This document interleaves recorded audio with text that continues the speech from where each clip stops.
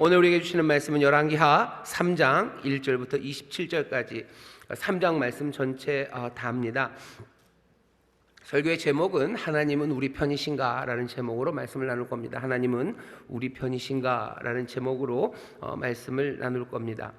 오늘 이야기를 보면 전쟁 이야기입니다. 여기는 여자 성도님들 많으셔서 전쟁 이야기 별로들 안 좋아하시죠. 그리고 요즘도 또 전쟁이 우크라이나에서 또 가자에서 전쟁이 있기 때문에 전쟁 이야기를 읽는다는 게 그렇게 마음 편하지는 않아요. 게다가 대강절 성탄을 앞두고 전쟁의 이야기를 읽는 게 그렇게 썩 즐거운 이야기는 아니지만 오늘 우리에게 하나님께서 이 말씀을 들려주셔요.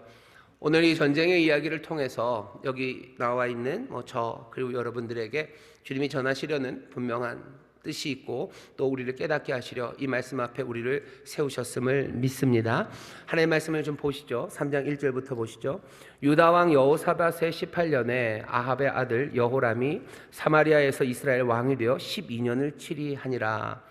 아합의 아들이 있었어요. 아하시아는 벌써 죽었고요. 아하시아가 아들이 없었습니다. 그러니까 형제 여호람이 왕이 됐어요. 여호람은 그러니 아합의 아들입니다. 아합의 아들 여호람이 왕이 됐어요. 저가 여호와 보시기에 악을 행하였으나 그 부모와 같이 하지는 아니하였으니, 부모는 누구냐면요, 그 유명한 아합과 이세벨입니다. 우리는 아합이 어떤 사람인지 이미 봤어요. 그 전에 아합만큼 악한 사람이 없었다고 한 악당 넘버 원이 아합이었습니다. 아들 여호람은요, 아버지 아합 그리고 엄마 이세벨만큼은 아니었어요. 부모보다는 좀 그래도 낫습니다. 여호와 앞에 악을 행했지만 부모만큼은 아니었어요. 왜? 이는 저가 아비에 만든 바알의 주상을 제하였습니다. 바알의 제단을 만들고 주상을 다 만들어 놨는데요, 그래도 그 세워놓은 바알의 상, 그것들은 무너뜨렸어요. 보기 싫죠. 여호람은 그래도 바알의 주상은 무너뜨릴 정도로 아합 그리고 이세벨 그 사람들보다는 조금 낫습니다. 조금 낫지만 그렇다고 아주 훌륭한 것은 아니에요. 3절. 그러나 저가 느밧의 아들 여로보암이 이스라엘로 범하게 한 그 죄를 따라 행하고 떠나지 아니하였더라. 여로보암이 범한 죄는요, 산당을 만들고 금송아지 만들어서 여기저기 두고 사람들로 하여금 우상을 숭배하게 한 것, 그것이 여로보암이 한 일입니다. 우상을 숭배하게 한 거예요. 우상을 숭배한 건 하나님 우습게 만든 거예요. 하나님 우습게 만들고 제멋대로 살게 한 것이 여로보암입니다. 이스라엘의 죄는 제멋대로 사는 거예요. 자기 마음대로 삽니다. 자기가 정해요. 예배 드릴 곳도 내가 정하고, 예배의 절기도 내가 정하고, 제사장들도 내가 알아서 뽑아 하고, 하나님의 법이 생생하게 살아있는데 하나님의 법을 무시하고 자기 멋대로 살아갔던 게 여로보암입니다. 북이스라엘은 그 여로보암의 길을 따라가요. 북쪽의 왕들이 그렇게 삽니다. 자기 마음대로, 자기 볼 때 좋은 대로 살아가는 거예요. 이건 예전서부터 그랬습니다. 예전에 에덴에서도 그랬죠. 하나님께서 아담과 하와에게 먹지 말아라 한 나무가 하나 있었어요. 그럼 안 먹으면 되죠. 생생하게 거기 있는데 아담과 하와는 보니까 먹음직스러워요. 탐스러워요. 지혜롭게 할 만큼 그렇게 아름다워요. 이유가 뭐가 됐든지 결국은 하나님의 말씀이 아니라 자기의 본대로, 내 뜻대로, 내가 원하는 대로 그것을 따서 먹은 겁니다. 하와가 그렇게 먹었어요. 그거 가져다 주니 또 남편인 아담은 하나님의 말씀은 그냥 다 사라지고 그냥 그거 먹습니다. 왜? 안에 내 살 중에 살이요, 뼈 중에 뼈입니다. 그러니 나는 따라가는 거, 그게 내 뜻이에요. 그래서 먹고 그 둘은 하나님의 진노, 하나님 앞에서 죄를 범하여 에덴에서 떠나가게 됩니다. 옛날부터 그랬어요. 옛날부터 그랬고요. 여로보암은 그걸 분명하게 보여줬습니다. 하나님 만들지 말라고 한 우상을 만들어 놓고, 금송아지를 만들어 놓고, 이게 하나님이라고, 이게 우리를 어디서 저 애굽에서부터 건져내었던 바로 그분이 이 금송아지라고 그렇게 만들어 놨다는 사람이 여로보암이요. 왜? 제멋대로입니다. 제멋대로 하나님 이야기하고, 제멋대로 하나님 섬기고, 제멋대로 자기의 길을 여는 사람, 그 사람이 여로보암이었고, 여기 있는 여호람도 여로보암의 그 길을 따라갑니다. 바알의 주상을 넘어뜨렸어요. 바알의 주상을 제하였으니 잘했습니다. 하지만 여전히 어쩌면 바알의 주상을 넘어뜨린 것도 하나님을 향한 충성과 그리고 하나님께로 돌아온 회개의 결과가 아니라 자기가 봤을 땐 바알의 주상이 있는 게 꺼림직했다는 거겠죠. 그러니 그냥 없앴습니다. 낫긴 나요. 하지만 여로보암의 길을 여전히 따라가는 여호람입니다. 이 사람이 북이스라엘의 왕이었어요. 자, 이야기는 이제 또 다른 곳으로 펼쳐집니다. 전쟁의 이야기로 넘어가기 시작해요. 4절입니다. 모압 왕 메사는 양을 치는 자라 새끼 양 10만의 털과 수양 10만의 털을 이스라엘 왕에게 바치더니 아합이 죽은 후에 모압 왕이 이스라엘 왕을 배반한지라. 유명한 사람 이름이 나옵니다. 메사라는 모압의 왕이에요. 모압은 여기 그러니까 이스라엘이 이렇게 있으면요, 북쪽에 암몬, 모압, 그리고 아래 에돔입니다. 그러니까 이스라엘 동쪽으로요, 그 가나안 땅 동쪽으로 쭉 있는 암몬, 모압, 그리고 여기 에돔이 있어요. 그 중간쯤에 모압이 있는데요, 모압 왕 메사입니다. 1868년인가요? 1868년에 요르단입니다. 지금 여러분들 요르단 아시죠? 요르단 아시죠? 아시죠? 예, 알아요. 요르단이 지금도 있어요. 요르단의 디반이라는 그 도시가 있는데요. 그 디반에서 1868년에 돌로 된 비석 하나를 찾아냈어요. 비석 하나를 발굴했는데 거기에 보면 모압 말로 써져 있어요. 누구가 만든 비석이에요? 이 메사가 만든 비석입니다. 진짜로 이 메사가 나 그모스 왕을 섬기는 모압의 왕 나 메사는 하면서요, 메사의 이야기가 쭉 써져 있는 그 석비를 발견했어요. 그러니 여기서 지금 벌어지고 있는 이야기는요, 그냥 신화의 이야기가 아닙니다. 정말로 모압의 메사라는 왕이 있었어요. 그 왕이 그렇게 거대하고 큰 석비를 만든 거 보면요, 이 왕 메사는 꽤나 힘이 많았습니다. 오늘 우리 본문을 보면요, 메사가 그러니까 모압의 영웅이죠. 왜? 아합이 약해지면서요, 모압이 독립을 하려고 하는 겁니다. 모압이라는 게 여러분들 어떤 사람들인지 아실 거예요. 창세기 19장에 보면 하나님께서 소돔과 고모라를 깨뜨리셨어요. 불과 유황으로 심판하시죠. 거기 있던 롯이 도망 나옵니다. 롯은 딸이 둘이 있었어요. 아내는 나오다가 돌아봐서 소금 기둥이 되었고요. 그리고 롯과 두 딸만 살아남았습니다. 그 두 딸이 봤을 때는요, 세상이 망한 줄 알았어요. 그렇게 불과 유황이 하늘에서 내리고 그 아름답고 기름졌던 소돔 고모라 그 지역이 몽땅 다 불바다가 되는 걸 보면서요, 산으로 도망가 봤더니 둘러보면 아무것도 보이지 않아요. 몽땅 다 폐허가 돼 버렸죠. 그러니까 자기들이 보는 세상은 끝난 겁니다. 세상이 끝났다. 그랬더니 이 두 딸이요, 뭔가 인류애를 가진 건지 뭔가 거룩한 사명을 하나를 갑자기 느꼈어요. 뭐냐면 이러다가 우리 아버지랑 우리만 남았어요. 이제 인류는 여기서 끝일 것 같아요.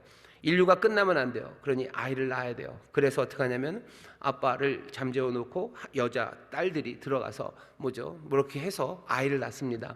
큰 딸이 낳은 아이 이름이 모압이에요. 둘째 딸이 낳은 아이 이름이 벤암미, 그래서 암몬의 조상입니다. 모압과 암몬은 그러니 롯에게서 나온 거예요. 뭔가 묘하게 나왔죠. 그래도 뭐가 됐든지 아브라함과 연결된 그 가족의 피가 흐르는 게 모압입니다. 모압의 하나님이 그 출생에 대해서 하나님이 그렇게 기뻐하지는 않으셔요. 왜? 믿음이 없었던 거죠. 창세기 처음 시작은 뭐라 그랬어요? 하나님이 생육하고 번성해서 땅에 충만하라고 명령하셨지만 사실은 하나님의 약속이고 축복이기도 합니다. 어쩌면 롯의 딸들은요, 그 명령을 들어야 된다고 생각했나 봐요. 생육하고 번성해 땅에 충만해야 된다. 그것 이루기 위해서 하나님이 기뻐하지 않는 방식을 사용한 거예요. 사실은 그러지 않아도 되죠. 내가 하나님의 방법을 따르면서도 하나님이 약속하신 것들을 누릴 수 있어요. 내 생명의 충만함과 풍성함을 하나님이 약속하셨어요. 내가 그것을 이루기 위해서 하나님의 방법 말고 다른 방법으로 내 생명을 풍성하게 하려고, 내 삶을 부요하게 하려고 내가 애쓰는 것, 그건 어리석습니다. 모압, 암몬 이 두 사람을 낳은 그 롯의 딸들이 어쩌면 그렇게 안타까운 모습을 우리에게 보여줍니다. 하지만 하나님은 그 결과에 대해서 모든 것들을 다 사라지게 하진 않으셔요. 하나님은 여전히 그 모든 것에서 새롭게 생명을 풍성하게 만들기 위해서 모압의 자손과 그리고 암몬의 자손, 모압의 자손에게 땅을 주십니다. 나중에 신명기 2장에 가면요, 이스라엘 백성들이 광야 40년을 마치고 가나안 땅으로 들어가죠. 이제 가나안에 가서 나라를 세울 겁니다. 하나님이 다스리는 그 나라를 만들고 살아갈 거예요. 그때 신명기 2장에서 모세를 통해서 하나님이 이렇게 얘기하셔요. 여호와께서 내게 이르시되 모압을 괴롭게 말라. 그와 싸우지도 말라. 그 땅을 내가 네게 기업으로 주지 아니하리니 이는 내가 롯 자손에게 아르를 기업으로 주었음이로라. 모세를 통해서 얘기하는, 너희들 이제 들어가서 나라를 만들면 너희들 모압과 싸우지 말아라. 모압이랑 싸우지 말고 모압의 땅 빼앗지 말아라. 왜냐하면 내가 이 모압에게 아르, 그 지역입니다. 그 뭐 골짜기, 그 아르를 이 모압에게 주었으니 너희들은 이 땅 뺏으면 안 된다라고 하나님께서 모세를 통해서 이미 말씀을 하셨었어요. 그러니 모압을 건드리지 않습니다. 이 사람들이 광야에서 지나가며 가나안으로 가는 그 길에서도요, 모압 사람들을 괴롭게 하고 싶지 않았어요. 우리는 조용히 그 땅 들어갈 거야 라고 얘기하는데, 모압 왕 그 유명한 발락이 그 말을 못 믿는 겁니다. 수백만의 이 이스라엘 사람들이 지나가면서 모압 땅을 가만히 둘 것 같지가 않은 거예요. 그러니 방법을 쓰죠. 유명한 선지자 발람이라는 유명한 선지자를 불러다가 저주하도록 만들어요. 하지만 여러분들 잘 아시죠? 발람이 저주를 못합니다. 입을 열어서 저주를 하려고만 하면 하나님께서 그냥 확 주권적으로 역사하셔서 발람의 입에서 이스라엘을 축복하는 말만 계속 나오게 한 거예요. 그러니 발람도 이건 안 돼요. 그래서 계계를 쓰죠. 이 이스라엘 사람들과 모압 여인들을 막 섞어서 혼음하게 합니다. 그래서 이스라엘 사람들을 누구에게? 그모스를 섬기는 그리로 타락을 시켜버려요. 그러니 하나님이 화가 나시죠. 신명기 제일 뒤쪽 가서 23장에 가면 모압 사람들은 여호와의 총에 영원히 들어오지 못한다. 영원히 들어오지 못한다. 이스라엘 사람들로 하여금, 이스라엘 이 자녀들로 하여금 우상을 섬기게 만들었던 이 모압은 여호와의 총에 들어오지 못한다라고 아예 선을 그었어요. 그 얘기는 모압은 이스라엘로 들어오지 못할 거예요. 그냥 하나님이 준 그 땅에서 모압은 살아가는 겁니다. 그러니 별로 관계는 좋지 않아요. 그래도 서로 침범하지는 않는 게 맞죠. 모압과의 관계가 좋아진 건 누구 때문이냐면 룻입니다. 룻이 바로 그 모압 여인입니다. 나오미가 베들레헴에서 가난해져서요, 쫄딱 망하고 그냥 망해서 자기 남편이랑 아들 둘 데리고 건너간 곳이 모압이에요. 모압은 그래도 좀 농사짓기가 좀 좋습니다. 그래서 그리로 건너가서 룻을 만나고 룻을 데려오죠. 룻은 누구죠? 다윗 왕의 증조 할머니쯤 됩니다. 룻과 보아스 사이에서요, 오벳을 낳고 오벳이 이새를 낳아요. 이새가 다윗을 낳습니다. 그러니까 다윗의 엄마, 할머니, 증조 할머니. 다윗의 증조 할머니가 룻이에요. 그 얘기는 다윗의 몸에는, 다윗에게는 모압의 피가 흐릅니다. 여러분들 놀라셨죠? 아니, 다윗에게 모압의 피가 흐르다니. 모압의 피가 섞여 있어요. 왜? 그 할머니, 증조 할머니가 룻이기 때문입니다. 그러니 다윗은 모압과 친분이 있습니다. 다윗이 사울에게 쫓겨다닐 때가 있었어요. 도망 다닐 때 자기 부모를 누구에게 맡겨요? 모압 왕에게 맡깁니다. 자기 부모를 모압 왕에게 부탁하고 자기는 도망 다녔던 그런 다윗이에요. 근데 사무엘하 8장 2절에 보면요, 다윗이 모압을 칩니다. 다윗이 모압을 쳐요.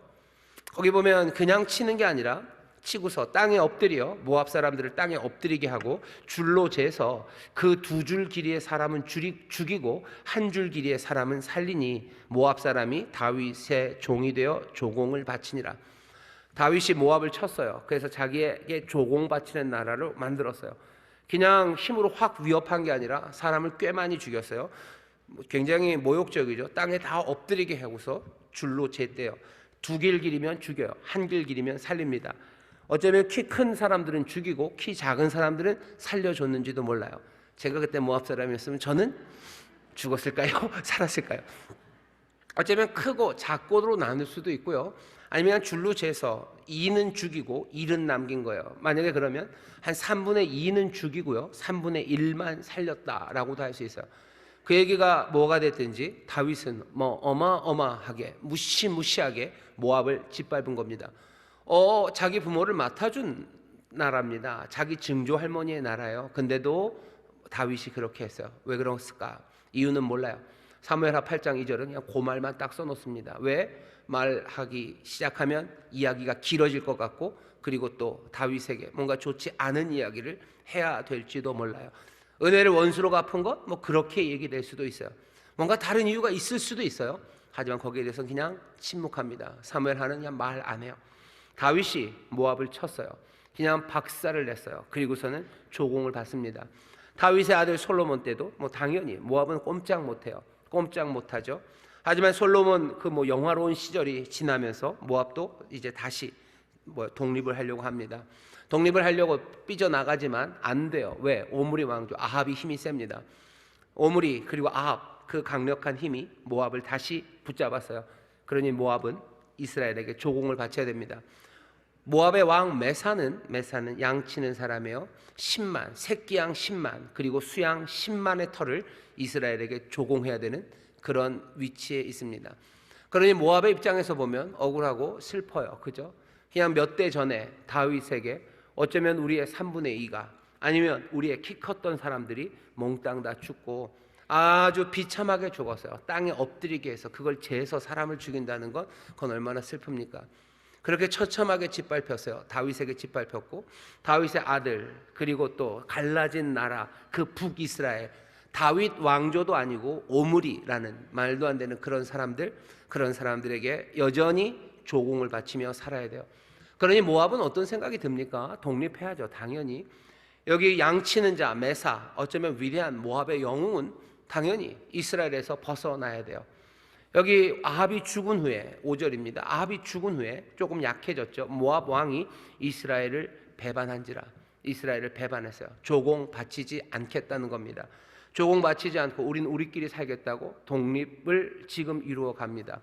여러분들은 누구 편이 되고 싶으셔요? 아합의 아들 여호람의 편이 되고 싶으십니까? 아니면 모압의 왕 메사의 편이 되고 싶으셔요? 잘 모르시겠죠? 잘 모르시겠죠? 가만히 생각하면 하나님께서 이스라엘에게 처음서부터 모세를 통해서 얘기하셨어요. 모압 건들지 말아라. 그 아르 땅은 모압에게 준 거다. 그러니 어쩌면 다윗이 힘이 세도요 그 땅을 그냥 확 먹어버리진 않는 것 같아요. 이거 다 우리께로 복속시켜서 우리가 갖겠다라고 하지는 않고 어떻게 해요? 모압은 모압 땅이죠. 모압은 모압 땅이니 니네가 다스려라. 메사 모압의 왕 네가 다스려라. 왕처럼 네가 다스려라. 하지만 조공은 우리에게 바쳐라. 그렇게 아마 타협을 했을 것 같아요. 하지만 그게 모압에게는 좋지 않아요. 하나님이 원래 뜻이 그거였을까? 하나님이 모압을 그냥 놔두라 할 때는 그냥 땅을 먹지는 말고 거기서 그냥 쪽쪽쪽쪽 빨아다 써라 라고 하시지는 않으셨을 것 같은데 다윗, 솔로몬, 아합 그렇게 합니다. 메사는 배반했어요. 주종관계를 깨뜨립니다. 그러고서는 독립을 위해서 싸우려고 합니다. 그러니 당연히 북이스라엘은 가만두면 안 되죠. 반항하면 찍어 눌러야 돼요. 조공 안 갖다 바치면 내가 부요함이 사라지는데 그냥 둘 수 없어요. 가서 메사 꺾어놔야 돼요. 그리고 어쩌면 더 처참하게 짓밟아서 더 많은 것들을 조공으로 바치게 해야 됩니다. 북이스라엘 왕 여호람이 그 전쟁을 하면서요 자기 혼자는 잘 안 돼요. 왜? 자기가 좀 약하니까 메사가 반기를 든 거죠. 그러니 혼자는 안 되니까 사람을 모읍니다. 누굴 모아요? 남쪽 유다 왕 여호사밧을 부릅니다. 여호사밧은 이상해요. 아합이 부르면 가서 전쟁하고 아합의 아들 여호람이 부르면 또 가서 전쟁합니다. 여호사밧은 지난번에도 봤지만 뭐가 좀 신앙이 좋은 사람이에요. 참된 선지자, 물을 만한 선지자를 찾고요. 늘 기도하고 나중에 역대서를 보면요. 훨씬 더 여호사밧이 하나님을 의지하고 찬송하고 그래서 승리를 얻는 그런 이야기들이 나옵니다. 근데 여호사밧은 아합에게 얽혀 있어요. 얽혀 있습니다. 아합이 전쟁하러 오라면 가고 여호람이 또 부르면 여호사밧은 또 갑니다. 왜냐하면 아합의 딸 아달랴를 이 여호사밧이 자기 아들과 결혼을 시켰어요. 그러니까 여호사밧은 아합과 사돈입니다. 아합과 사돈이에요. 그러니 지금 여기는 그냥 다 사돈댁이래요. 사돈댁이래요. 그러니까 사돈 어른한테 부탁을 하는 거죠. 여호사밧 왕 당신도 와서 싸우라고. 그러니 또 사돈댁에서 그런다니 북이스라엘이 전쟁을 한다니 유다가 거기에 끼어드는 겁니다. 이건 약간 바깥으로 나간 이야기지만 그래서 여호사밧은 좀 슬퍼요. 왜 슬프냐? 하나님을 그렇게 잘 섬기려고 애썼던 사람이 왜 아합 같은 사람과 같이 놀았는지 그걸 잘 모르겠어요. 이유는 하나입니다. 여호사밧은 남과 북에 평안이 있기를 바래요. 왜? 그 전에 여로보암, 르호보암 때 북과 남이 막 싸웠거든요. 싸우는 게 좋지 않죠. 형제가 연합하여 동거하는 게 맞죠. 이렇게 나눠졌지만 싸움이 좋지 않아요. 그러니 여호사밧은 아합과 평화를 이루기 위해서 결혼하고 같이 뭔가를 하려고 애를 씁니다. 그러니 여호사밧을 비난할 수만은 없어요. 하지만 뭔가 여호사밧의 삶에 늘 아합의 집안이 얽히고 그것 때문에 쫓기고 도망가고 하는 그 일을 여호사밧이 당합니다. 그러면 딱 관계를 끊었어야 됐을까? 관계를 끊고 그러면 싸워야 되는 건가? 그것도 만만치는 않은 거예요. 자, 일단 여담이라고 해서 그건 나중에 또 이 이야기를 할 시간이 있을 겁니다. 여호사밧을 불러요. 여호사밧을 부르니까 남유다의 속국이었던 그 남쪽의 에돔입니다. 에돔은 에서의 자손들이에요. 에돔을 부르고 그래서 왕 셋이 메사를 잡으러 갑니다.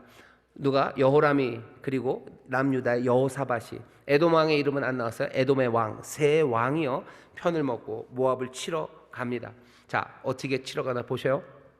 7절입니다. 또 가서 유다 왕 여호사밧에게 보내어 이르되 모압 왕이 나를 배반하였으니 당신은 나와 함께 가서 모압을 치시겠느뇨? 저가 가로되 내가 올라가리이다. 나는 당신과 일반이요 내 백성은 당신의 백성과 일반이요 내 말들도 당신의 말들과 일반이니이다. 우리가 다 같은 편이라는 거죠. 여호람이 가로되 우리가 어느 길로 올라가리까? 여호사밧이 대답합니다. 에돔 광야 길로니이다. 전쟁을 어떻게 해요? 이 모압이 여기쯤 있으면요 이스라엘, 유다, 에돔입니다. 이렇게 모아서 에돔 이 남쪽에서 치고 올라가겠다는 거예요. 바로 가면 되는데 바로 가기에는 길이 험합니다. 그러니까 남쪽 에돔으로 해서 간대요. 돌아가는 거죠. 돌아가는 길은 늘 멉니다. 그리고 오래 가야 돼요. 9절입니다. 이스라엘 왕이 유다 왕과 에돔 왕으로 더불어 행하더니 길을 둘러 행한지, 둘러가야 되는 거죠. 7일에 군사와 따라가는 생축을 먹을 물이 없는지라. 왕 셋이 모여서 먼 길을 가면서 먹을 물 준비를 제대로 못한 것 같아요.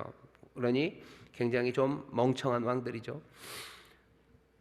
10절입니다. 이스라엘 왕 여호람이 가로되 슬프다. 여호와께서 이제 새 왕을 불러 모아 모압의 손에 붙이려 하시는도다. 좀 이상해요. 그죠? 물이 없는데 여호와께서 우리 셋을 이 모압의 손에 붙이려고 이러시는 거예요? 아니요. 지들이 물을 준비 안 한 거예요. 자기들이 물을 준비 안 한 거고 그 돌아가는 길에 물이 어떻게 있는지 작전도 못 세우고 그냥 엉망으로 전쟁을 준비해서 왔는데 지금 뭐라고 얘기하냐면은 여호와께서 이 새 왕을 불러 모아. 여호와께서 불러 모으지 않았어요. 자기가 여호사밧 불렀고 여호사밧이 에돔 불렀습니다. 그래서 자기들이 모였어요. 자기들이 모여서 자기들이 바보 같은 계획을 했는데 뭐라고요? 여호와께서 우리를 죽이려고 하신대요. 여호와께서 우리를 망하게 하시려는데요. 여호람의 이 이야기가 우리의 귀에 들리고 우리도 이게 뭔지 좀 압니다. 우리가 망쳐놓은 것들이에요. 우리가 망쳐놨어요. 여호와께서 하라고 그러신 거 없어요. 그냥 남이 그거 하니까 나도 그거 하면 되는 줄 알고 따라간 거예요. 내가 그냥 우리 친구가 나를 불러서 내가 간 거예요. 그래서 나도 내 친구 불러서 그 사업 시작한 거예요. 그런데 이게 그렇게 먼 길일 줄 몰랐어요. 여기에 그렇게 어려움이 있을 줄 몰랐어요. 그래놓고 뭐라 그래요? 여호와께서 우리를 망하게 하신다고. 다 그렇진 않습니다. 하지만 꽤나 많은 사람들이 자기들이 망쳐놓고 자기들이 어리석게 행해놓고서 뭐라고 해요? 여호와께서 하나님이 나를 죽이신다고 한다고. 말도 안 되는, 이게 우리를 망하게 하는 게 하나님의 뜻이냐고 따져 묻기도 합니다. 오늘 여호람과 이 여호람이 하는 일이 이런 일입니다. 오늘 전쟁의 이야기요. 이 이야기를 보면 참 재밌습니다. 우리의 이야기. 자, 그러면 어떻게 됩니까? 그러고 말도 안 돼서 멈추지 않아요. 거기서 여호사밧, 신앙이 좋은 여호사밧이 또 나서죠. 물어야 된다고. 여호사밧이 가로되 11절입니다. 우리가 여호와께 물을 만한 여호와의 선지자가 여기 없느냐? 이스라엘 왕의 신복 중에 한 사람이 대답하여 가로되 전에 엘리야의 손에 물을 붓던 사밧의 아들 엘리사가 여기 있나이다. 오, 반갑죠? 여호사밧이 가로되 여호와의 말씀이 저에게 있도다. 이에 이스라엘 왕이 여호사밧과 에돔 왕으로 더불어 그에게로 내려가니라. 여기까지 보면 그럴듯해요. 그렇죠? 셋이 뭔가 해서 멍청한 일을 했어요. 하나님 우리를 망하게 하려나 보다. 그중에 신앙이 좋은 사람 하나가 우리 이러지 말고 주님 앞에 기도하고 물어야 된다고 얘기해요. 그럼 또 여호람도 또 에돔 왕도 찾아갑니다. 그래 그러자 하고 가요. 뭔가 우리가 망쳐놓은 세상에서 우리에게 능력이 없음을 깨닫고 주님 앞에 물으러 가는 것, 이거 괜찮아 보여. 갑니다. 엘리사가 이스라엘 왕에게 이르되 내가 당신과 무슨 상관이 있나이까? 당신의 부친의 선지자들, 당신 모친의 선지자들에게로 가소서. 바알에게로 가라. 하지만 이스라엘 왕이 저에게 이르되 그렇지 아니하나이다. 여호와께서 이 세 왕을 불러 모아 모압의 손에 붙이려 하시나이다. 또 같은 말을 하죠. 내가 그냥 만만한 것 때문에 온 것 아니에요. 우리를 모압에 죽이려고 여호와께서 하신다고. 그러면서 또 하나님의 뜻을 여호람은 이상하게 말합니다.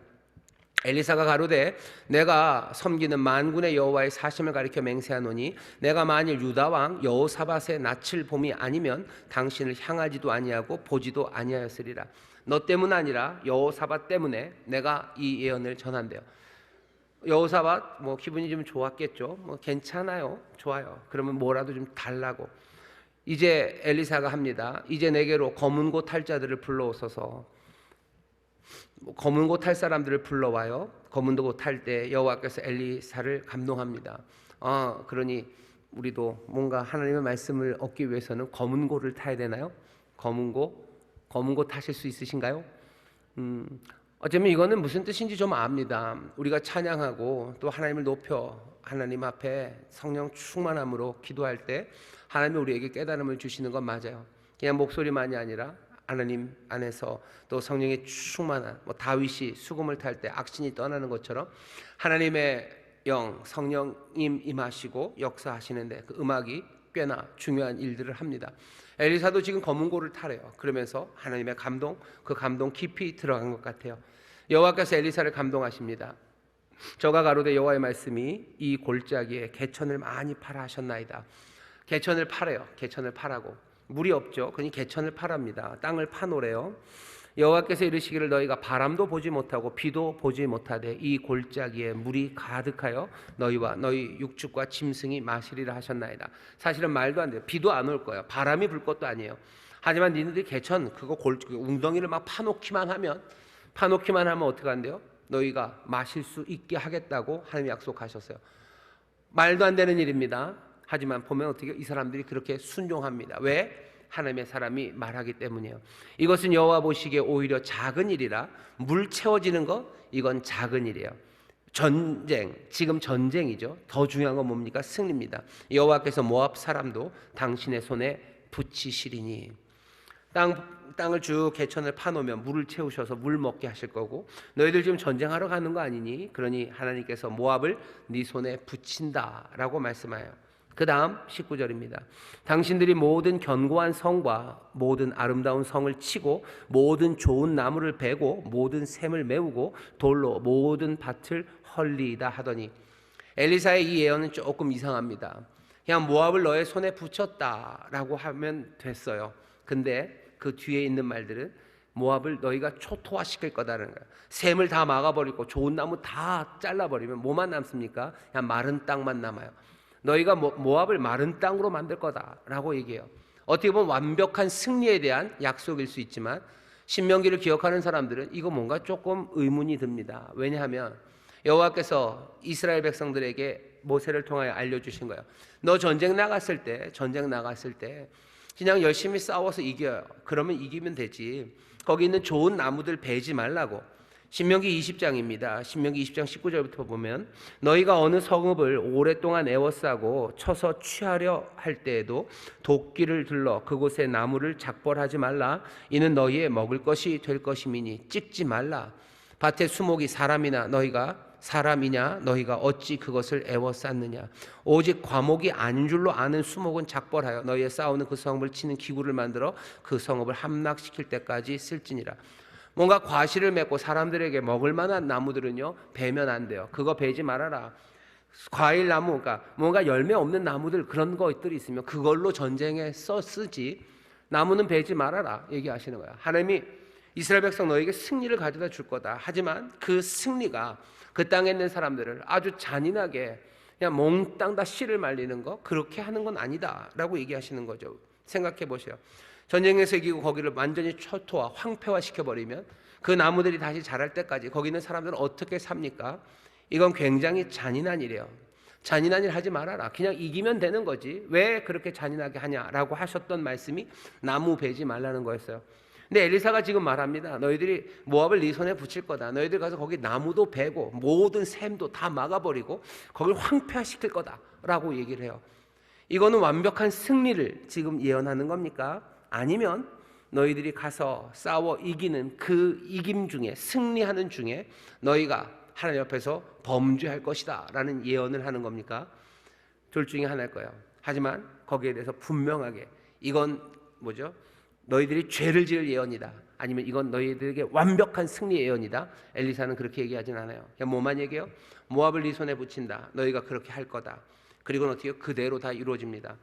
새 왕은 골짜기에 샘을 그 골짜기에 다 땅을 파놔요. 아니나 다를까 어디선지 에돔에서 물이 흘러서요. 그 모든 개천들 웅덩이를 물로 다 채웁니다. 그러니 먹죠. 그 다음은 뭐예요? 모압을 이겨야 돼요. 모압 쪽에서 가만히 보니까요. 저쪽 동편에 갑자기 물이 보이는 거예요. 물이 없었던 데인데 그냥 밤새 지나고 아침이 되니까 물이 보입니다. 그런데 뜨는 해에 비춰서 그 물이 붉게 보여요. 붉은 물이요. 보니까 다 피바다예요. 그죠? 소위 말하는 그냥 피바다가 보여요. 거기 사람들밖에 없었어요. 물은 없었어요. 근데 자고 일어나 보니까 거기 몽땅 다 뭐가 보여? 붉은 물만 보여. 그러면 사람이 생각할 때 상상으로 할 수 있는 건 뭐예요? 저건 피예요. 지들끼리 쳐서 죽여서 아예 그냥 피바다가 됐네 라고 모압이 생각합니다. 그리고서는 모압이 그냥 신나서 노략하러 쳐들어와요. 그러니 쫄래쫄래 그냥 얼렁얼렁 오는 거죠. 이스라엘은 이게 웬 떡입니까? 그냥 박살을 내기 시작합니다. 당연히 하나님께서 엘리사를 통해서 말씀한 대로 모압을 누구의 손에? 여기 이 세 왕 이스라엘의 손에 붙이셨어요. 맞죠? 그 이야기가 쭉 이어집니다. 23절부터 읽습니다. 가로되 이는 필연 저 왕들이 서로 죽인 것이로다. 모압 사람들이 이제 노략하러 가자 하고 이스라엘 진에 이르니 이스라엘 사람이 일어나 모압 사람을 쳐서 그 앞에서 도망하게 하고 그 지경에 들어가며 모압 사람을 치고 25절입니다. 그 성읍을 쳐서 헐고 각기 돌을 던져 모든 좋은 밭에 가득하게 하고 모든 샘을 메우고 모든 좋은 나무를 베고 길하레셋에 돌들은 남기고 물매꾼이 두루 다니며 치니라. 24절 25절 보면 완벽한 승리 같아요. 엘리사가 말한 것처럼 완벽하게 승리합니다. 몽땅 가서 때려 부시고 있어요. 그냥 뭐 피바다인 줄 알고 왔던 모압 주랭랑 치고요. 이스라엘은 신나서 죽이고 가는 성읍마다 몽땅 다 황폐하게 나무 자르고 샘 막고 뭐 그냥 난리가 났습니다. 난리가 났어요. 완벽한 승리죠. 이스라엘의 왕들은 얼마나 뭐 훌륭합니까? 마른 땅에 개천을 파라고 하니 개천을 팠어요. 개천을 파고 뭐 하나님 앞에 묻고 개천을 파고 하나님은 놀라운 능력으로 물을 채우시고 또 어쩌면 모압의 마음을 흔들어 놓으셔서 모압으로 하여금 또 쳐들어오게 하고 쳐들어온 모압을 또 이스라엘은 아무 방비 없이 준비 없이 오는 모압을 이스라엘은 쳐서 이기고 그리고는 성읍은 몽땅 다 황폐하게 만듭니다. 어떻게 보면 이 이야기는요 하나님의 완벽한 승리예요. 연약하고 부족하지만 하나님께서 이 위기에 처한 이 사람들을 하나님이 도우시고 그래서 승리하게 하신 이야기처럼 보입니다. 여기까지가 다 우리가 알았던 얘기 같아요. 그런데 오늘 여기 3장의 말씀은요 어쩌면 하이라이트는 그 다음에 있습니다. 26절 보셔요. 모압 왕이 전세가 극렬하여 당하기 어려움을 보고 칼찬 군사 700을 거느리고 충돌하여 지나서 에돔 왕에게로 가고자 하되 능히 못하고 어쩌면 에돔 왕이 제일 약했던 것 같아요. 700명을 결사대를 이끌고 그리로 포위망을 뚫으려고 메사가 했습니다. 하지만 안 됐어요.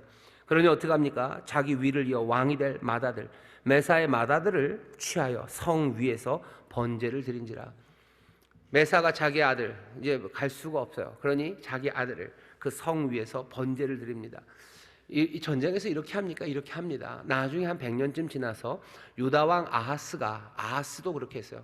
아하스도 자기 아들을 그 성벽 위를 불속을 걷게 합니다.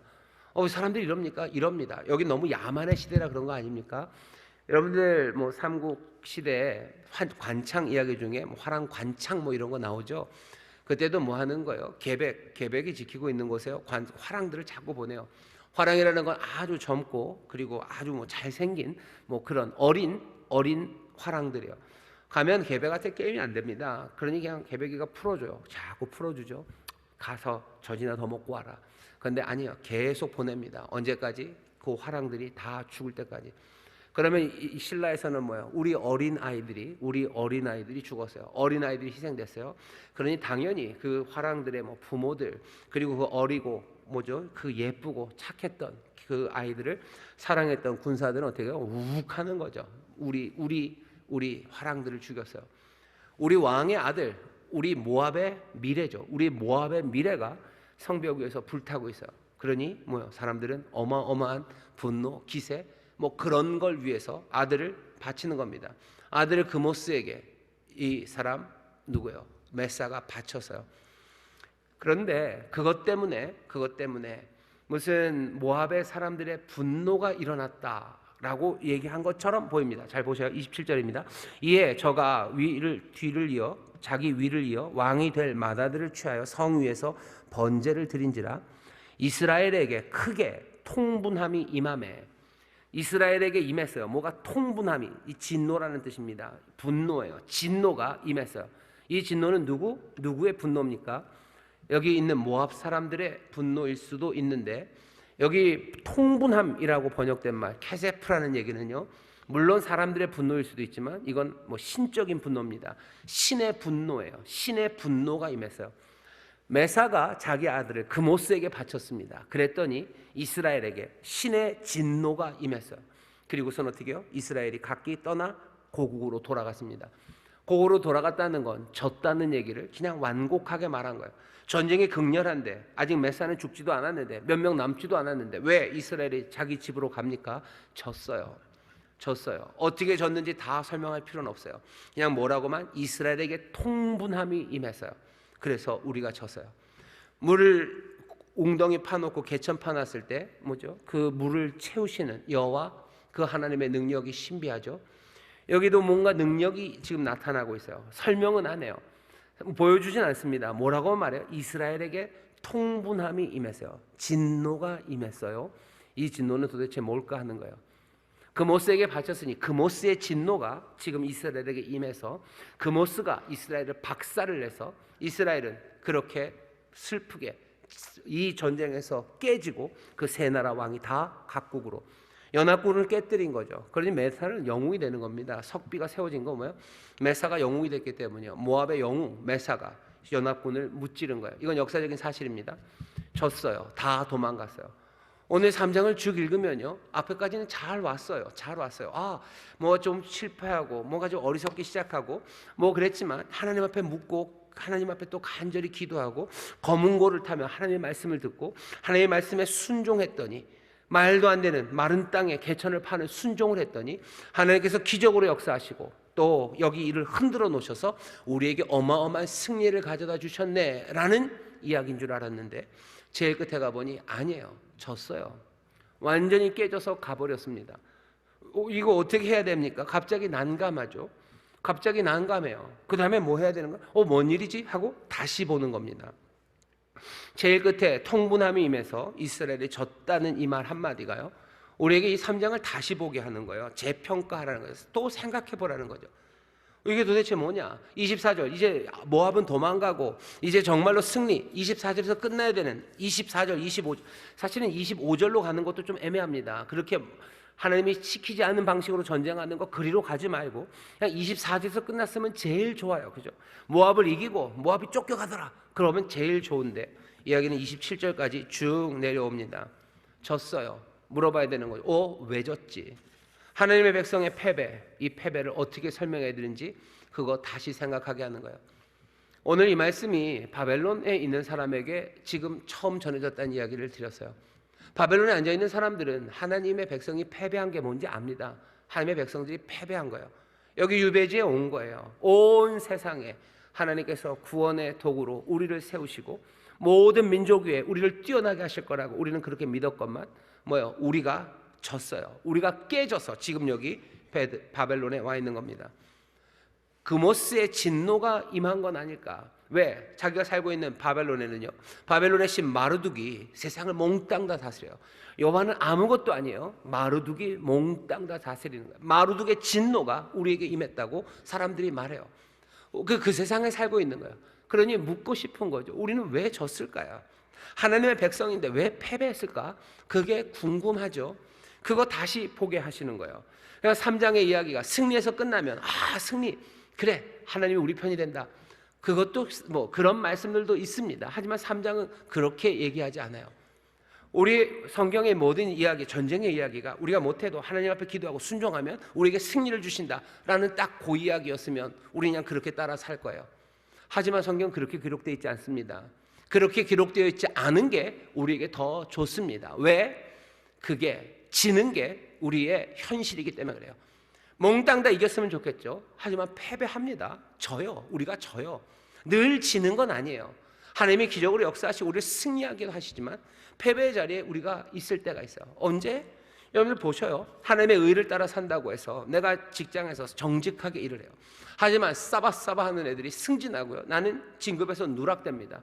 난 슬픔에 앉아있는 거야. 바벨론에 앉아있는 거야. 사람들은 처량하게, 사람들은 나에게 조롱하죠. 너의 하나님이 어디 있느냐? 너의 하나님이 어디 있느냐? 그 얘기는 뭐예요? 하나님의 의가 어디 있느냐? 너 정직하게 산다고 잘 된다고 하는데 그게 도대체 어디서 이루어지냐라고 묻는 거야. 네 하나님이 어디 있냐라고 물을 때 나는 울어야죠. 나는 그냥 눈물이 납니다. 하나님, 뭐 이거 나는 왜 집니까? 나는 왜 졌습니까? 하나님의 백성이 왜 졌습니까?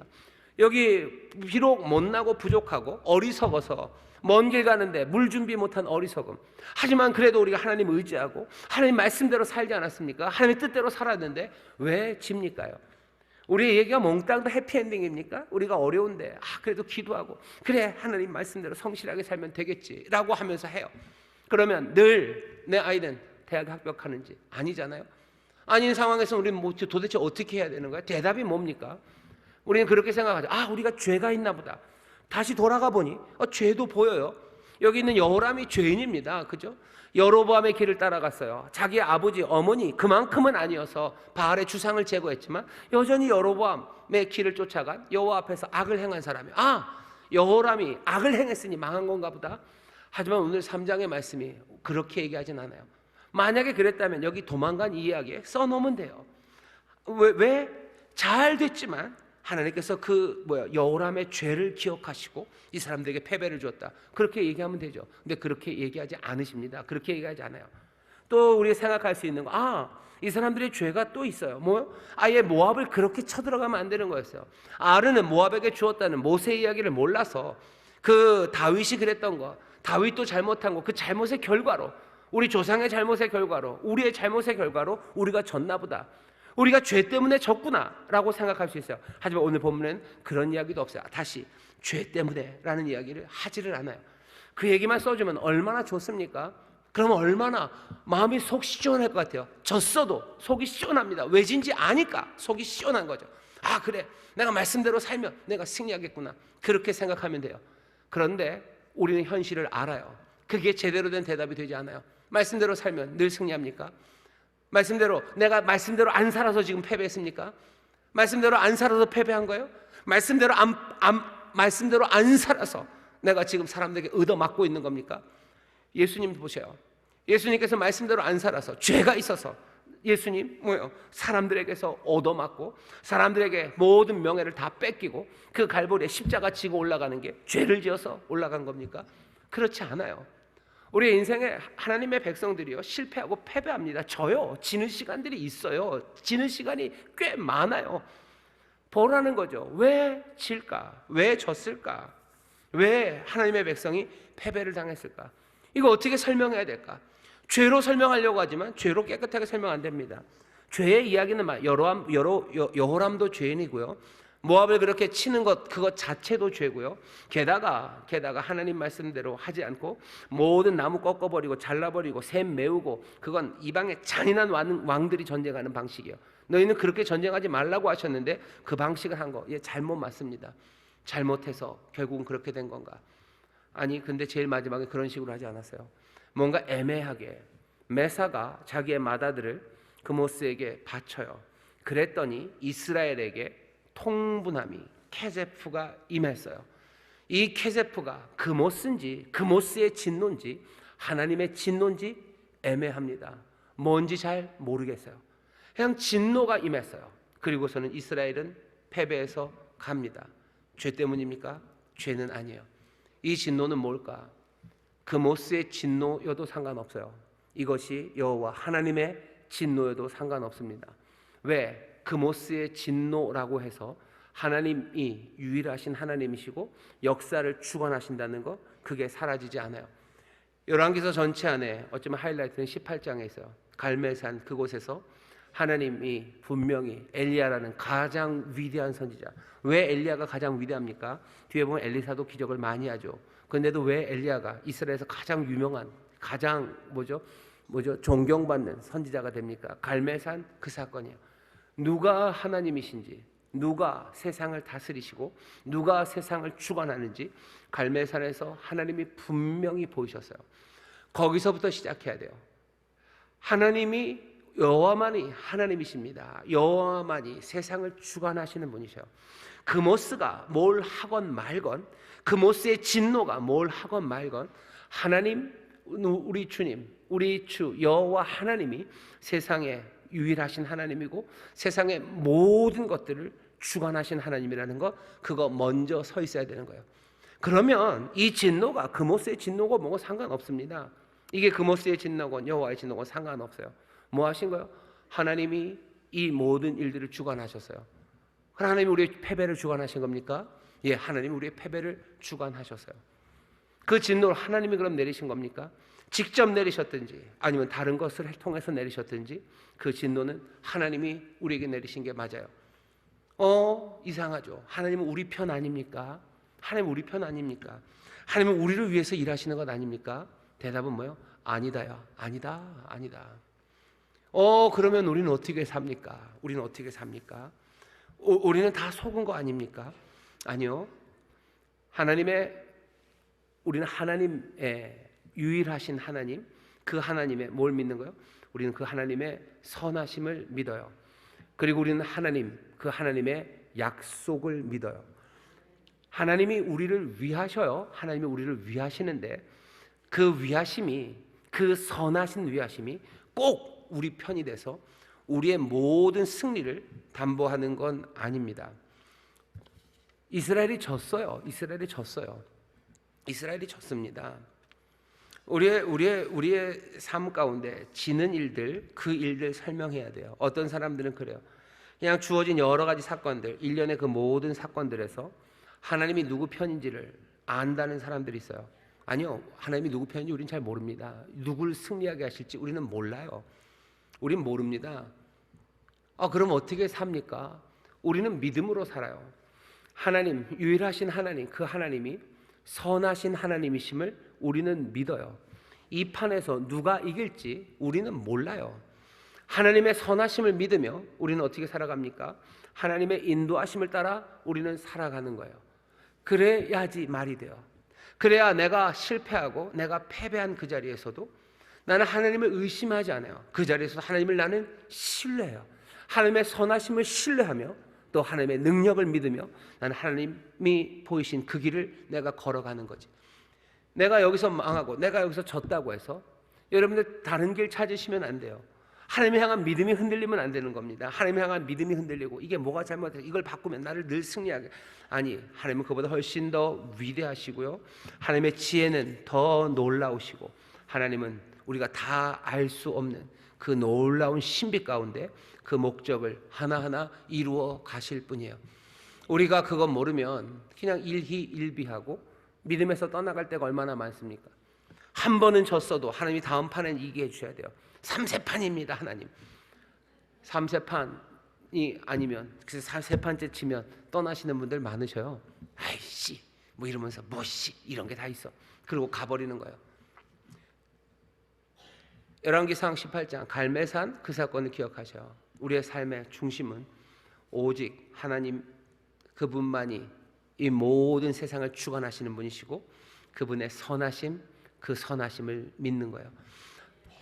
여호람은 그랬어요. 뭐 하냐면 하나님의 능력이 많은 건 많아요.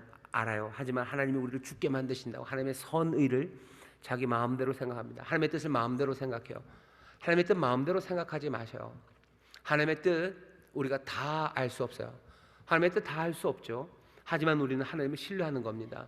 내가 하나님의 뜻을 다 알아서 하나님을 믿어요? 아니요. 하나님의 뜻 다 알 수 없어요. 하지만 우리 하나님을 신뢰해요. 하나님의 선하심을 내가 믿어요. 좋으신 하나님을 믿어요. 내가 그렇게 믿고 사는 사람들이기에 내 삶의 실패 그것 와도요. 나는 주 내 하나님을 사랑하며 가는 겁니다. 바벨론에 처량하게 앉아 있어요. 주변에서는 뭐 온갖 소리를 다요. 마루둑이 이긴다. 마루둑의 진노가 너에게 임했다. 그런 얘기 들려도 바벨론에 앉아 있는 사람들에게 요구하는 바는 뭐예요? 아니, 여호와 너희 주 하나님이 선하시고 하나님이 역사하신다라는 거, 그건 믿음으로 붙잡으라는 겁니다. 안 그러면 어떻게 될 거예요? 안 그러면 살 수가 없어요. 안 그러면 살 수가 없어요. 몽땅 다 하나님의 백성들이 늘 승리하는 세상이라면 살겠지만 질 때도 있고, 아니 질 때가 더 많은 세상에서 우리가 어떻게 하나님을 섬기며 하나님의 백성으로 살겠습니까? 하나님의 선하심을 믿으셔요. 거기서부터 시작하는 거예요. 그 믿음이 흔들리기 시작하면 세상은 엉망이 되기 시작합니다. 하나님의 선하심을 믿으셔요. 하나님의 선하심을 믿으시고, 내가 이 모든 것들을 다 알지 못해도 하나님께서 늘 우리의 편이 되어 우리를 승리하시게 하지 못하시더라도 하나님의 선하심을 믿고 하나님 따라가기 시작하는 사람들, 그 사람들에게 하나님께서 모든 것 합력하여 선을 이루시고 하나님께서 우리의 삶에 그 놀라운 영광으로 가득 채워주십니다. 여기 인생에서 지신 분들 계시죠? 지셨죠?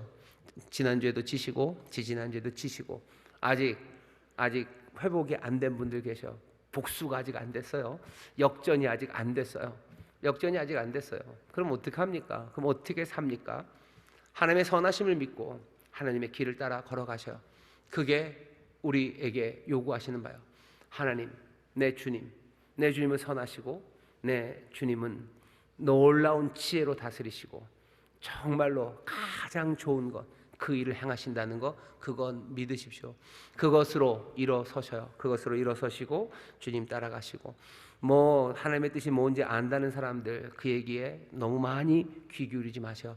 이번 판은 하나님이 이기게 하신다. 아니, 그런 말 들으실 필요 없어요. 이번 판에 이기게 하신다가 아니라 우리가 바라는 바는 뭐예요? 하나님이 우리를 도우시고 하나님이 우리를 사랑하시니 주여 나를 도와주시옵소서 기도하시며 나가면 돼요. 거짓말하는 사람들, 무슨 점치는 것처럼 얘기하는 사람들, 그 사람들에게 속아 넘어가지 마셔요. 왠지 아세요? 이긴다고 하면 아무거나 다 가능한 거예요. 나쁜 지도자들이 그런 거 하는 거죠. 소위 말하는 무슨 예를 들면 히틀러가 하나님 우리 편이다, 우리가 이긴다, 이런 거 다 거짓말이에요. 하나님이 우리 편이다, 우리가 이긴다 그러니 하나님 방법 아닌 많은 것들이 막 난무하는 겁니다. 내가 이길지 안 이길지 몰라요. 하지만 하나님은 선하시고 나는 주의 도우심을 구하며 나는 주를 따라가는 거야.